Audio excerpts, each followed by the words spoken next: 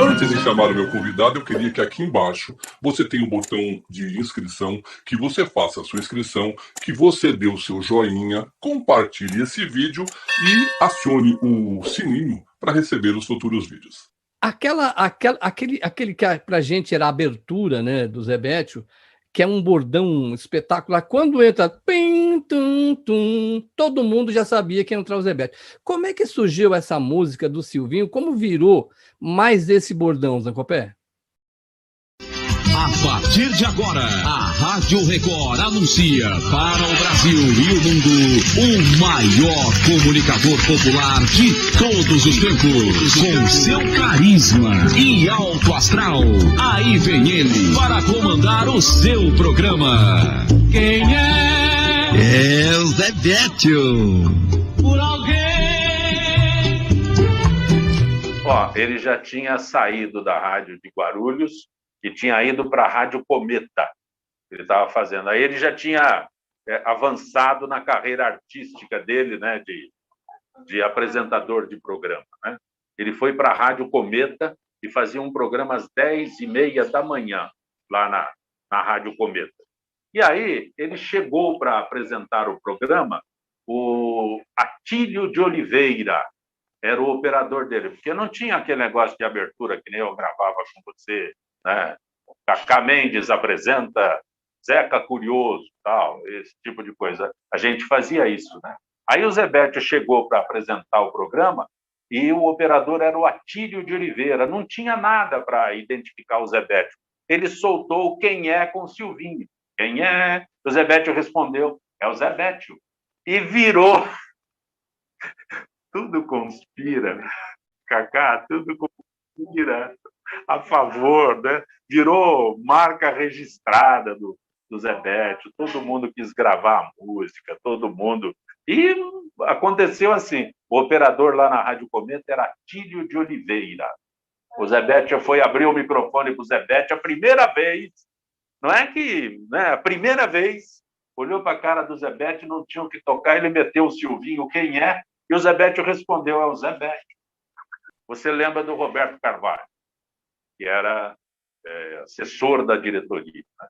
Era Carvalho, mas não tinha absolutamente nada a ver com a família.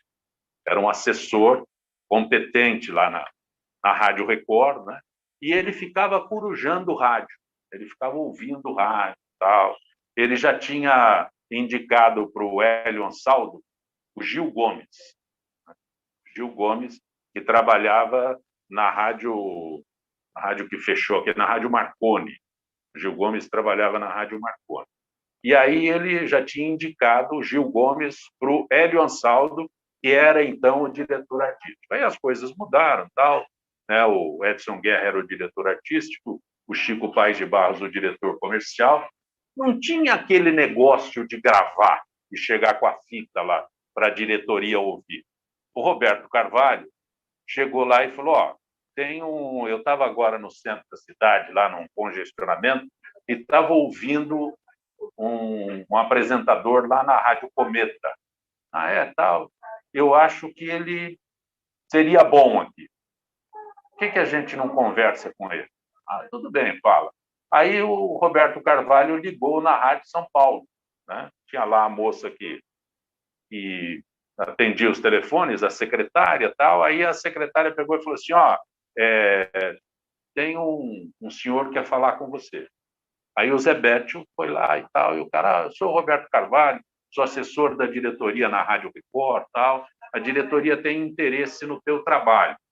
Você poderia vir aqui? Sim, pode deixar, pode deixar. Pode deixar, aquele jeitinho dele que você conhece, né? Aí ele desligou o telefone e não deu a mínima, né? Cacá, quem liga ou quem ligaria em 1970 para uma rádio para falar com um comunicador, alguém da Rádio Record, né? Ele não deu atenção, né? E não foi também no compromisso que ele tinha marcado lá. No dia seguinte, no horário, o Roberto ligou de volta. Aí conversou, tal. Eu liguei ontem para você. Aí o Zé Bétio deu uma desculpa bem esfarrapada, tal, mas não acreditou na história. Né? Ah, vamos marcar outro dia, tal, não sei o quê, que hora que você pode vir, que hora que você não pode vir, tal. O Roberto foi buscar ele lá na rádio. Sabe? Foi lá na Rádio Cometa, lá, buscar ele na porta.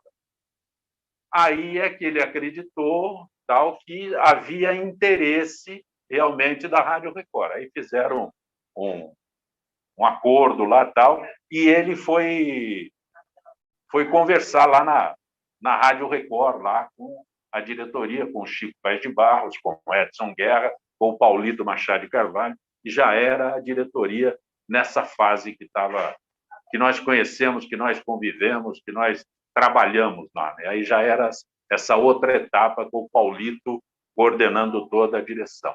Isso foi em 1972. 1972.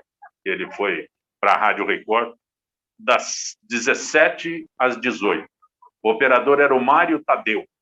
E tem um detalhe, quando ele foi lá na primeira reunião, ele encontrou o Bob Júnior. Bob Júnior era um locutor. O Bob falou para ele assim, o que você veio fazer aqui? Ah, me chamaram para conversar aqui. Tá. Aí o Bob Júnior falou, você vai pegar uma barca furada desgraçada. É melhor você voltar, não fica aqui não. Vai embora. Mas ele foi lá, conversou e tal, e ele se comprometeu a conseguir clientes, anunciantes para a Rádio Record. Ele se comprometeu. Né? Ele se entusiasmou. Quando ele viu a Rádio Record, a primeira emissora que ele ouviu na vida dele foi a Rádio Record. Né?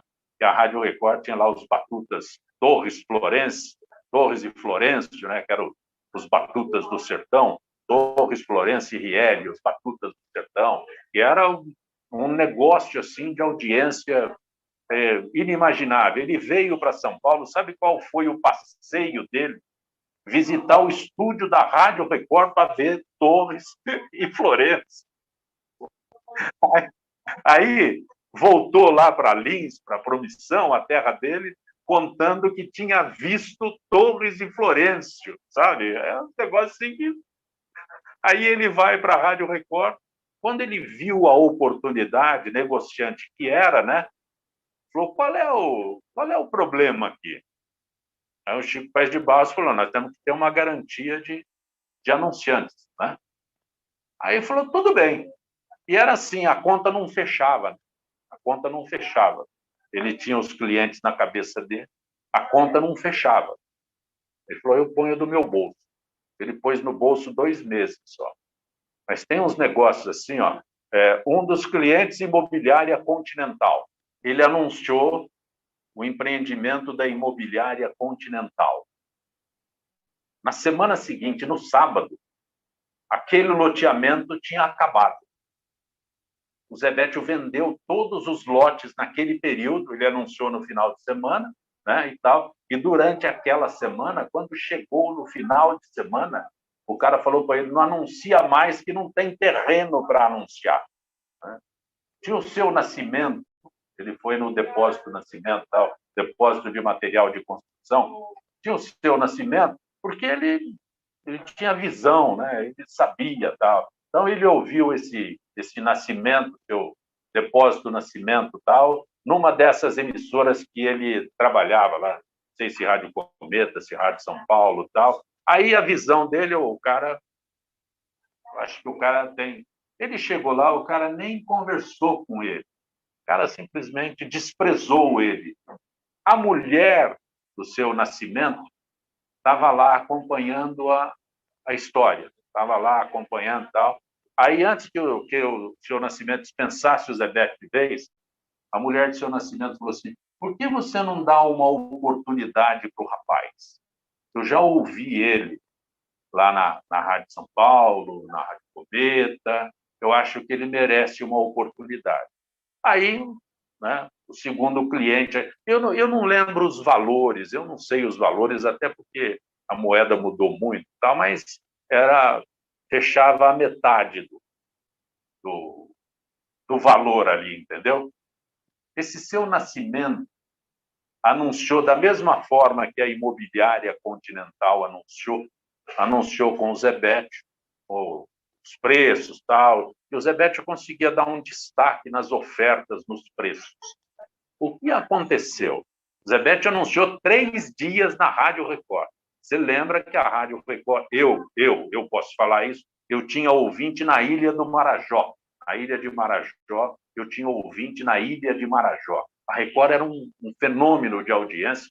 A gente é que não sabia isso naquela época. O Zebetio anunciou no final de semana o depósito Nascimento lá, né? Seu Nascimento Materiais de Construção.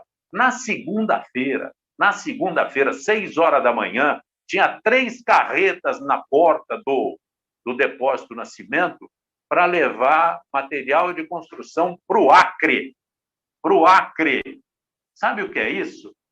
3 carretas. Aí o cara falou assim, dá um tempo no seu anúncio aí que eu tenho que repor o meu estoque.